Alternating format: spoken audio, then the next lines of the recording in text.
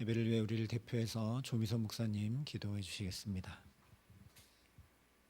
하나님 아버지, 3일 동안 저희를 보호하시고 돌보시는 하나님 은혜에 감사드립니다.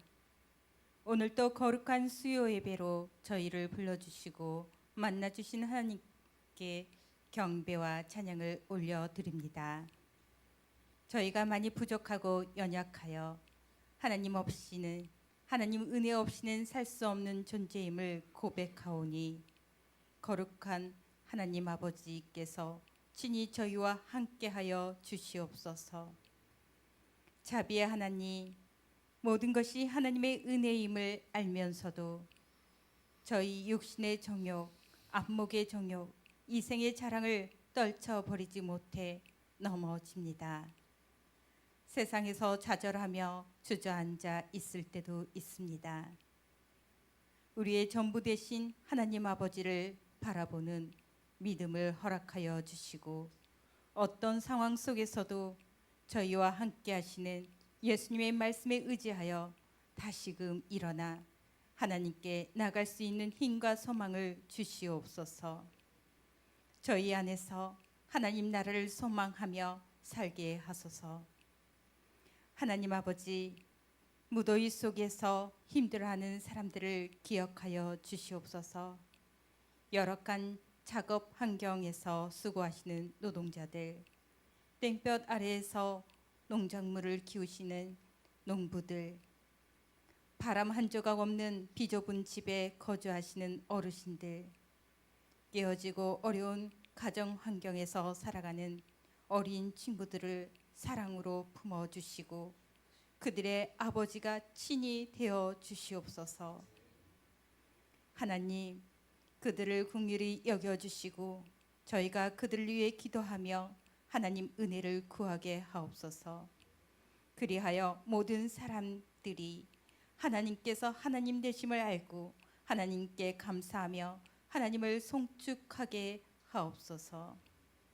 하나님 아버지, 저희들 올 상반기를 하나님 은혜 가운데 살았으며 하반기도 하나님과 거룩한 동행을 하고자 7월 1일부터 열흘간 새벽 기도와 주일 예배를 수련의 순으로 하나님께 감사와 기쁨으로 나아갑니다. 수련의 순을 통하여 저희 모두가 더 가까이 하나님께 나가고 힘써 삼위 하나님을 알아가며 하나님 아버지와 친밀한 사랑 가운데 살아가게 하소서. 믿는 저희들이 먼저 하나님과 하나님 말씀에 순종하는 하나님의 자녀로 살아가기를 원하옵나이다. 또한 이 세계가 힘의 원리에 의해 움직여지는 것이 아니라 오직 하나님의 섭리와 주권 아래에 있음을 똑바로 보는 믿음의 눈을 허락하여 주시옵소서. 하나님을 믿고 하나님을 사랑하기에 간절히 구하는 삶 속에서 하나님의 역사를 체험하고 하나님 아버지의 영광 가운데 거하게 하소서. 하나님 아버지, 우리 교회에서 몽골의 진리의 복음을 전하며 육체의 질병으로 고통받는 사람들에게 의료 선교를 하려고 합니다. 몽골 의료 선교팀이 전하는 복음으로 몽골 땅이 하나님을 예배하며 찬양하게 하소서. 의료 선교로 그들의 질병을 치료할 때 하나님 아버지께서 친히 역사하여 주시옵소서. 또한 몽골 의료 선교팀 한 사람 한 사람의 심령을 만져주셔서 말씀이 그들의 삶을 주관하게 하시고 구원의 삶의 본이 되어 몽골의 복음화를 이루소서.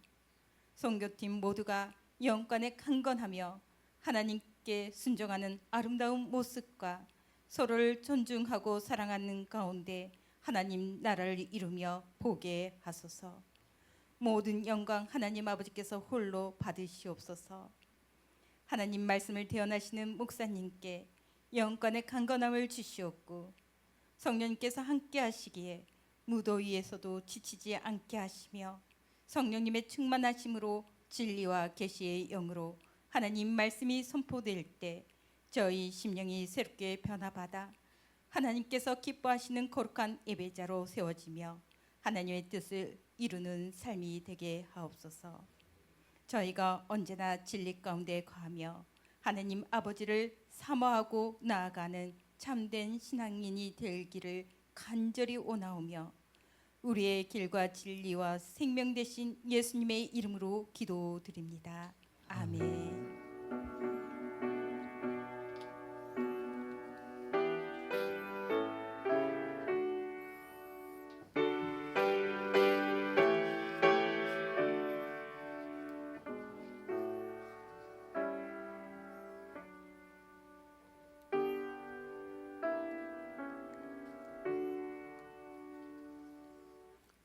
오늘 우리에게 주시는 하나님 말씀은 마태복음 28장 1절부터 20절의 말씀입니다.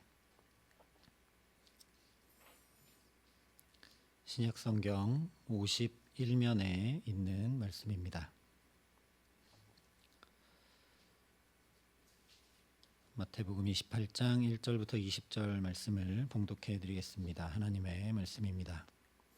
안식일이 다 지나고 안식 후 첫날이 되려는 새벽에 막달라 마리아와 다른 마리아가 무덤을 보려고 갔더니 큰 지진이 나며 주의 천사가 하늘로부터 내려와 돌을 굴려내고 그 위에 앉았는데 그 형상이 번개 같고 그 옷은 눈같이 희거늘 지키던 자들이 그를 무서워하여 떨며 죽은 사람과 같이 되었더라.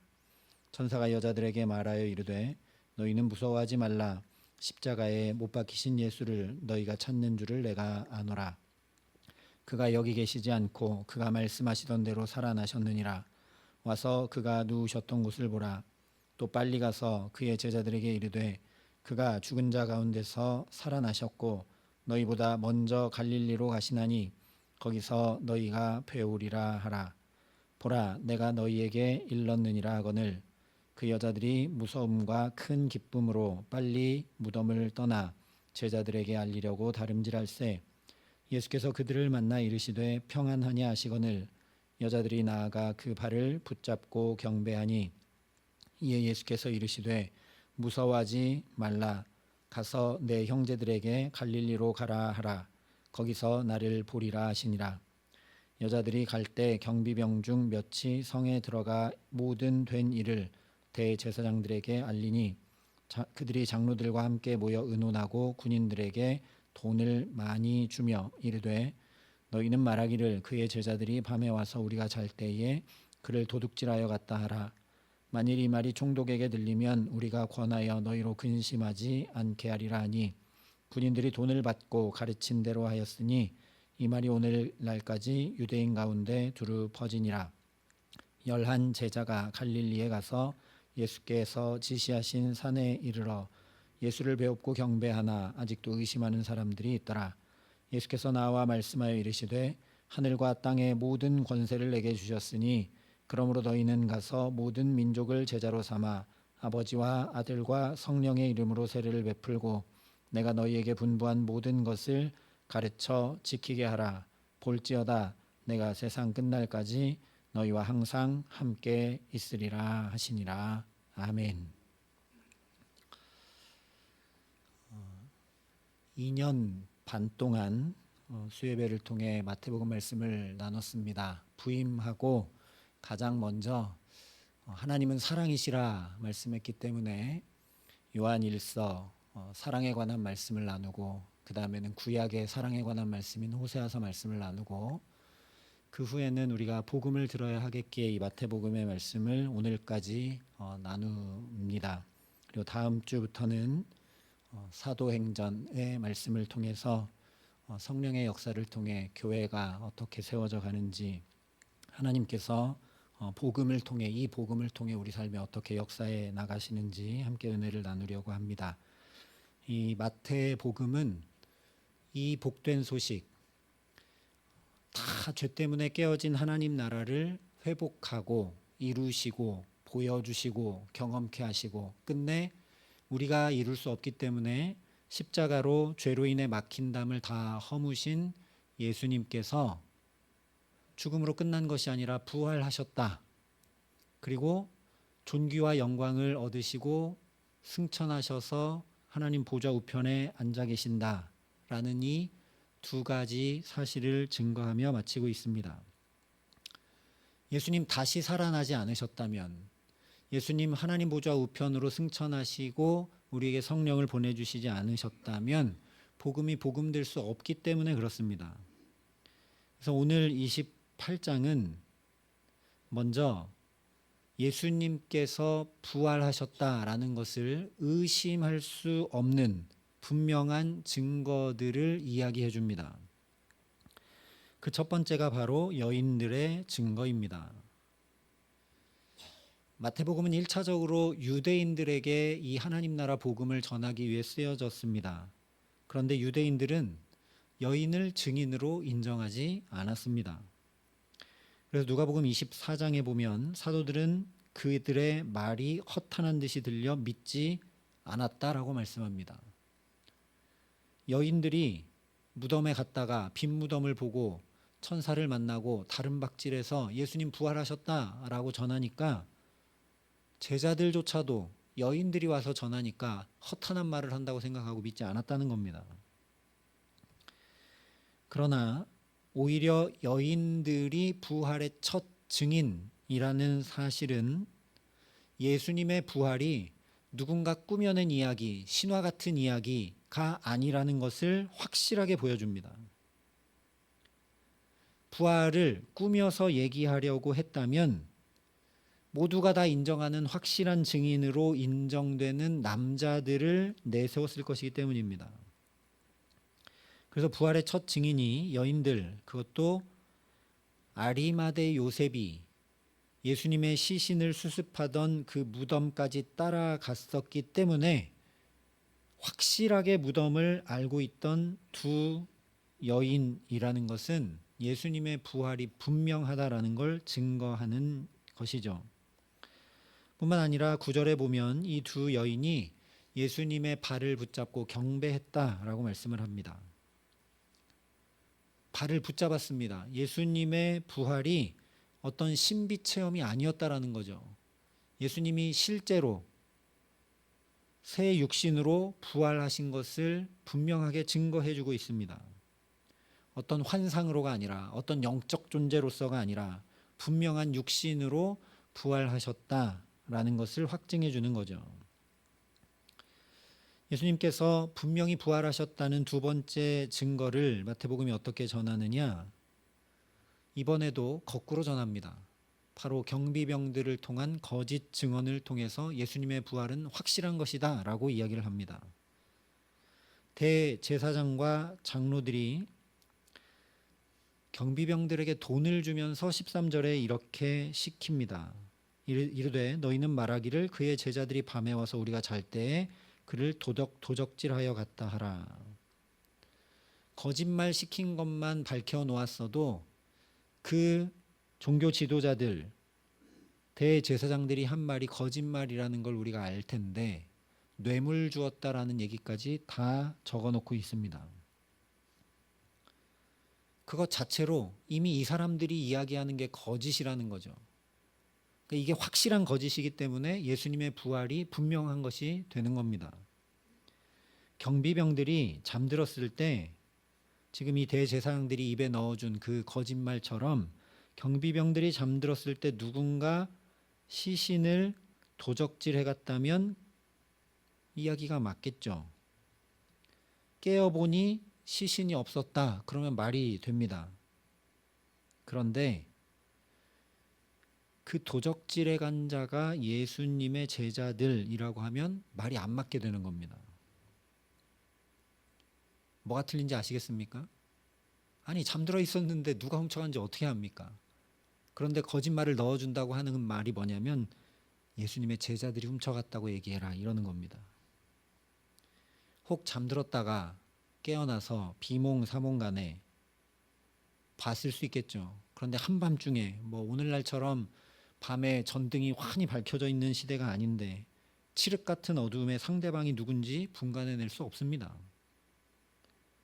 게다가 경비병들이 제자들의 얼굴을 확실하게 알리만무하죠.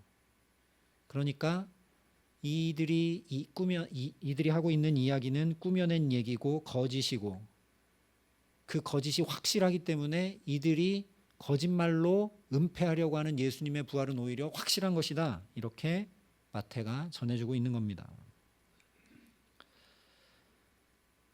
그래서 예수님의 부활이 이렇게 분명하고 명확하고 실제적인 것임에도 불구하고 17절에 보면 예수를 배웁고 경배하나 아직도 의심하는 사람들이 있다 말씀을 합니다.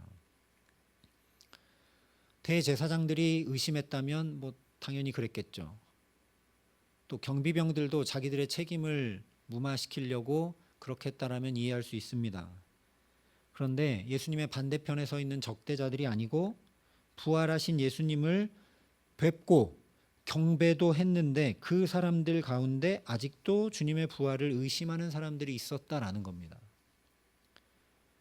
이렇게 부활의 증거가 확실한데도, 심지어 자기가 그 부활하신 주님을 만나고 경배했는데도 부활을 의심했다는 겁니다. 그럴 수 있었겠죠. 부활이라는 걸 본 적도 없고 들은 적도 없으니까요. 우리도 사실 그렇습니다. 예수님이 사망 권세를 무찌르고 부활하셨다고 우리가 믿고 찬양도 하고 예배도 드리지만 우리 삶 속에는 그 부활 생명의 능력을 잘 믿지 못하고 의심할 때가 많죠. 예수님이 나의 목자가 되십니다 라고 찬양하는데 과연 주님이 내 삶을 잘 인도해 가고 계시는가? 아닌 것 같은데 라고 의심이 들 때가 있습니다. 나는 왜 이렇게 힘든 건가? 이거 주님이 인도해 가시는 거 맞는 건가 하는 의심이 들 때가 있다는 거죠. 우리가 살아가는 삶의 현실에 놀라운 부활 생명이 역사하고 있는 것 같지 않고 오히려 사망의 권세가 여전히 역사하는 것만 같아 보인다라는 거죠. 그래서 확신에 거하는 게 아니라 의심에 거할 때가 많습니다. 오늘 경배하나 의심하는 사람들처럼. 바로 이것 때문에 오늘 예수님께서 승천하시면서 아주 중요한 마지막 말씀을 남기십니다. 20절에 내가 너희에게 분부한 모든 것을 가르쳐 지키게 하라. 볼지어다 내가 세상 끝날까지 너희와 항상 함께 있으리라. 너무 유명한 말씀이죠. 그래서 우리가 이것을 예수님의 지상명령이라고 얘기하고 예수님께서 승천하시기 전에 마지막 남기신 너무나 중요한 말씀인데 그 말씀이 뭐냐? 나가서 복음 전하라는 거다. 땅끝까지 복음 전하라는 거다. 라고 이해하고 이야기합니다. 맞습니다. 예수님 분명히 그렇게 말씀하셨습니다. 그런데 마태복음 28장 전체를 볼 때 맥락 속에서 보자면 왜 그렇게 나가서 너의 입으로 복음을 전하라 하셨는가? 부활하신 예수님을 분명히 만났고 엎드려 경배하기까지 했음에도 불구하고 아직도 의심하였기 때문에 예수님께서 이 말씀을 하셨다라는 겁니다. 그들도 부활의 믿음 가운데 확실하게 거할 수 있도록 하시기 위해서 말씀하셨다라는 거죠. 그러니까 너희도 의심이 아니라 확신에 거하려면 내가 너희에게 가르쳐 분부한 모든 것을 너희도 나가 가르쳐 지키게 하라 말씀하셨다라는 겁니다. 몇 번 말씀드렸지만 가르치는 건 쉬운 일입니다. 내가 할 줄 몰라도 가르칠 수 있습니다. 남자 산부인과 의사는 자기가 애를 낳은 적이 한 번도 없는데 산모에게 애 어떻게 낳으라고 다 가르쳐 줍니다. 가르치는 건 쉽습니다. 그러나 가르쳐 지키게 하는 건 너무나 어려운 일입니다. 왜냐? 내가 먼저 그렇게 행하며 본을 보이지 않고 나도 지키지 않으면서 너 지켜라 하는 것은 말도 안 되는 일이기 때문입니다. 성경의 많은 부분이 이 사실을 증거합니다. 아담도 하나님의 말씀을 못 지켰습니다. 하나님께서 선악과를 따먹으면 반드시 죽는다 말씀하셨고 그러니까 따먹지 말라 말씀하셨는데 하나님의 말씀을 듣지 않고 하와의 말을 듣고 선악과를 먹습니다. 그래서 더 이상 에덴 동산에서 살지 못하게 되죠. 이스라엘 백성들도 마찬가지입니다. 하나님께서 반드시 가나안 땅을 주시겠다고 약속하시고 말씀하셨습니다. 그런데 이 약속의 말씀을 붙들고 지켜 행하지 못했습니다. 광야를 지나면서, 아니 출애굽부터 그 수많은 기적을 체험하고 경험했는데, 오늘도 만나가 내렸는데, 그런데 의심합니다. 가나안 땅에 그러니까 들어가겠구나. 먹을 것 하나도 없는 광야에서 오늘도 하나님이 만나를 내려주셨는데 그 하나님께서 어찌 저 가나안 땅을 우리에게 주시지 않겠느냐라고 굳건한 믿음으로 가지 못하고, 우리는 저 거인들 앞에 메뚜기 같다. 우리는 열심히 싸울 수 있는지 모르겠지만 질 게 뻔하고 우리 자녀들은 죽을 게 뻔하다. 차라리 애굽으로 되돌아가야겠다 얘기합니다. 하나님의 말씀을 지키는 것이 아니라, 하나님의 말씀을 듣고 믿음 안에 거하는 것이 아니라 10명의 정탐꾼이 두려워하며 보고하는 그 보고의 말을 듣습니다. 그래서 겁을 내고 똑같이 두려워하고 원망합니다. 의심합니다. 우리가 잘 아는 대로 결국 여호수아와 갈렙 두 사람 외에는 가나안 땅에 아무도 들어가지 못합니다. 이와 마찬가지로 예수님을 뵙고 부활하신 예수님을 뵙고 분명히 경험했고 심지어 그 앞에 엎드려 경배도 했지만 아직도 의심합니다. 우리도 경배했다는 것은 오늘로 얘기하면 예배하는 건데, 예배는 하는데 여전히 내 생각이 있습니다. 내 뜻대로 합니다. 말씀을 지켜보려고 하지만 잘 안 되면, 힘들어지면 금세 두 손을 놓게 됩니다. 그래서 예수님 우리에게 오늘도 말씀하시는 겁니다. 이제 이 세상을 떠나 하나님 곁으로 승천하시기 전에 마지막으로 우리에게 이 말씀을 남겨주시는 거죠. 가르쳐 지키게 하라. 이 말씀은 물론 땅끝까지 나가 복음 전하라는 말씀인데, 그 전에 1차적으로 나 자신에게 가르쳐 지키게 하라는 얘기입니다. 그래야 우리가 확실한 믿음 안에 흔들리지 않을 수 있기 때문입니다. 그리고 그 방법은 나가서 전하는 겁니다. 말씀드린 대로 내가 지키지 않고 누구에게 믿고 지키라고 하는 게 말이 안 되는 일이기 때문입니다. 나가서 전하려면, 그렇게 하려면 내가 먼저 지킬 수밖에 없기 때문입니다. 그런데 사실 예수님께서 가장 중요하게 하신 말씀은 그것이 아닙니다.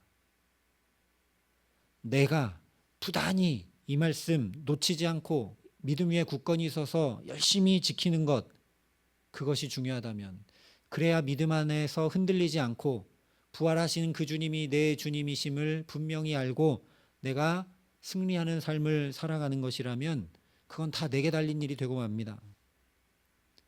진짜 내가 그렇게 나에게 가르쳐 지키는 것이 중요하다면 바리새인들이 책망받을 이유가 하나도 없습니다. 얼마나 하나님의 말씀을 잘 지켰습니까? 사실 우리에게는 하나님의 말씀을 지킬 능력이 하나도 없습니다. 그래서 오늘 말씀을 잘 읽어야 합니다. 예수님께서 너희가 가르쳐 지키게 하면이라고 조건부로 말씀하지 않으셨다라는 거죠. 너희가 가르쳐 지키게 하면 너희가 믿음 위에 굳건히 서게 된다. 너희가 가르쳐 지키게 하면 너희가 부활을 의심하지 않을 수 있게 된다. 너희가 가르쳐 지키게 하면 그 부활 생명의 놀라운 영광 가운데 너희도 하나님 나라를 이루고 살 거다. 그렇게 말씀하신 것 아니라는 겁니다. 그냥 선포하셨습니다. 가르쳐 지키게 하라. 예수님께서 아직도 의심하고 있는지 다 아셨습니다.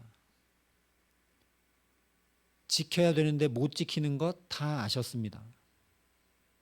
그래서 흔들리지 않고 의심하지 않고 확신에 거할 수 있도록 우리에게 사실은 약속해 주시는 말씀입니다. 너 스스로 열심히 부단히 지켜 행하려 하다가, 너 스스로 부단히 가르쳐 지키려고 하다가 의심하고 낭망하게 되지 말고 예수님 바라보라. 예수님 바라보라고 선포하시는 겁니다. 그래서 가르쳐 지키게 하라로 끝나지 않고 볼지어다 내가 세상 끝날까지 너희와 항상 함께 있으리라 말씀하신 것입니다. 무슨 얘기입니까? 너희가 가르쳐 지키게 하려고 부단히 힘써 나가면, 너희 힘으로 그렇게 하지 않고 내가 세상 끝날까지 너희와 항상 함께 하겠다. 내가 너희를 돕고 너희를 붙들고 너희를 이끌고 너희에게 역사하겠다 약속해 주고 계시는 말씀이라는 겁니다. 이것이 바로 마태가 전하는 복음입니다. 마태복음 1장을 시작할 때도 마태가 전하는 복음은 무엇부터 선포했느냐? 임마누엘, 즉 우리와 함께 하시는 하나님을 선포합니다. 하나님 없이 살았는데 죄 때문에 이제 너희가 회개하고 돌이킬 줄 모르니 오히려 말라기에서는 하나님이 뭘 우리를 사랑했다고 그러십니까? 라고 오히려 역정을 내고 불평불만하니 그래 내가 어떻게 너희를 사랑하는지 보여주마 하면서 임마누엘의 하나님으로 임해 오십니다. 너희는 회개하고 돌이킬 줄 모르지만 그래 그러면 내가 그냥 너희와 항상 함께 하겠다. 똑같이 마태복음을 마치면서도 볼지어다 내가 세상 끝날까지 너희와 항상 함께 있으리라 약속하고 계신다라는 겁니다. 그래서 우리에게 복음입니다. 이것이 바로 하나님 나라입니다. 원래 에덴 동산에서는 그냥 항상 하나님과 함께 했습니다. 그런데 우리 힘으로 그것을 회복할 수 없기 때문에 예수님께서 사망 권세, 죄로 인해 임해오게 된 그 사망 권세를 다 도말하시고 이제는 너희와 항상 함께 하겠다. 세상 끝날까지 너희와 항상 함께 있으리라 약속하신 것입니다. 이것이 바로 하나님 나라죠. 주님과 함께하는 것이 바로 하나님 나라입니다. 내가 할 수 없기 때문에 이미 승리하신 그 주님께서 나에게 동행해 주시고 함께해 주심으로 이루어지는 것이 바로 하나님 나라라는 말씀입니다. 이 마태복음 내내 그런 역사들을 우리가 살펴봤죠. 주님이 함께 하시면 풍랑이 물러갑니다. 주님이 함께 하시면 먹을 것 없는 자리에 오병이어의 잔치가 벌어집니다. 주님이 함께 하시면 질병이 낫고 주님이 함께 하시면 눈물이 닦여지고 주님이 함께 하시면 심지어 죽은 자도 살아납니다. 그러니 우리가 해야 될 것은 단 한 가지. 지금 오늘 여기 연약한 나에게도 항상 함께 하겠다. 내가 세상 끝날까지 함께 하겠다 말씀하시고 약속하시는 그 주님 바라보는 것입니다. 아무리 예수님이 함께 해주신다고 약속하셨어도 그리고 실제 내 곁에 함께 해주셔도 내가 그 예수님 바라보고 함께 하지 않으면 무슨 소용입니까? 지금도 수련회 순 한다고 하는데 저 혼자 열심히 수련회 순 합니다 하고 혼자 나와서 여기서 하면 무슨 소용입니까? 여러분도 함께 해주셔야 저도 함께 해야 되는 거죠. 그냥 같은 공간에 같이 있다고 함께 하는 건 아닙니다. 아무리 주님이 내게 선한 목자 되어주신다 해도 내가 그 음성 듣고 따라가지 않으면 아무 소용 없습니다. 어쩌면 그렇기 때문에 우리가 확신에 거하지 못하고 의심하고 쓰러지고 넘어지는지 모르겠습니다. 말씀을 못 지켜서가 아니라는 거죠. 내가 중심으로 주님을 바라볼 줄 몰라서.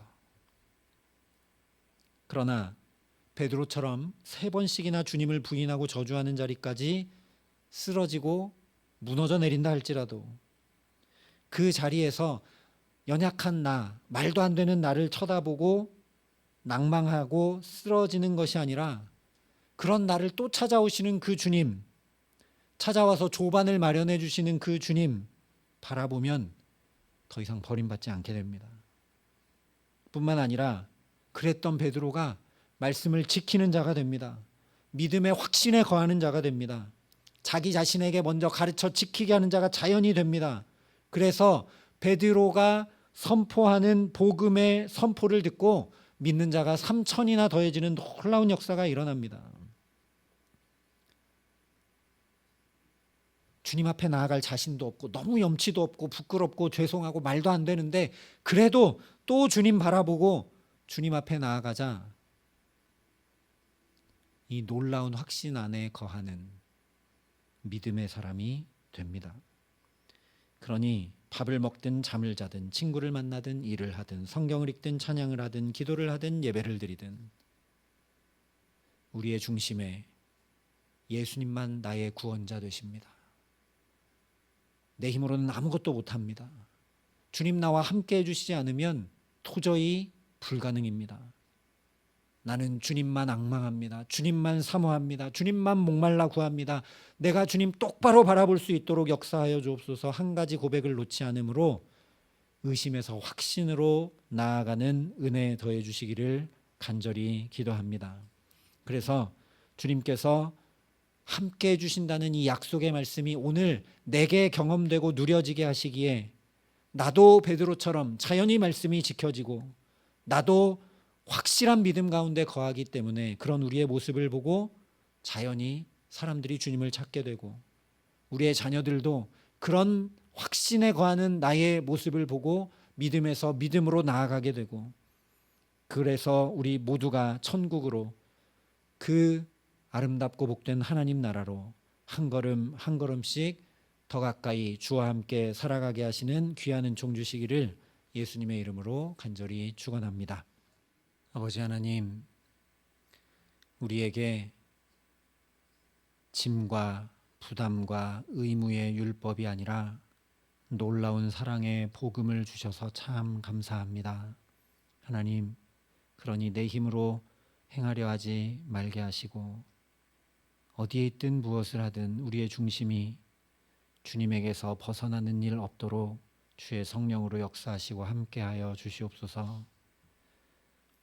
내 모습이 비록 부끄럽다 할지라도 심지어 죄 가운데 넘어진 순간이라 할지라도 주님 똑바로 바라보며 그 주님께 자비와 긍휼을 구하며 나아갈 수 있도록 역사하여 주시옵소서. 그런 우리를 위해 오늘도 세상 끝날까지 너희와 함께한다 말씀하시는 주님의 음성 듣게 하셨으니 나도 부단히 그 주님 바라보며 함께할 수 있도록 힘을 더해 주시고 믿음을 더해 주시고 역사하여 주시옵소서.